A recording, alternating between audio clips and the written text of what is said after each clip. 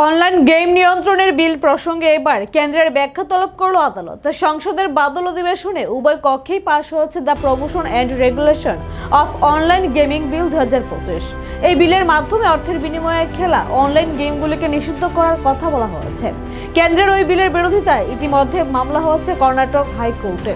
শনিবার ওই মামলায় কেন্দ্রের বক্তব্য জানতে চাইল হাইকোর্ট। কেন্দ্রের এই বিলের বিরুদ্ধে আদালতে মামলা করেছে অনলাইন গেমিং সংস্থা head digital works private limited. এই সংস্থার তৈরি অর্থের বিনিময়ে অনলাইন রামিও বিপাকে পড়েছে নতুন বিলের জেরে। মামলাকারী সংস্থার আইনজীবীদের বক্তব্য, বিলের নামকরণে অনলাইন গেমের প্রমোশনের কথা উল্লেখ থাকলেও এটি আসলে গেমগুলিকে নিষিদ্ধ করার জন্য তৈরি হয়েছে।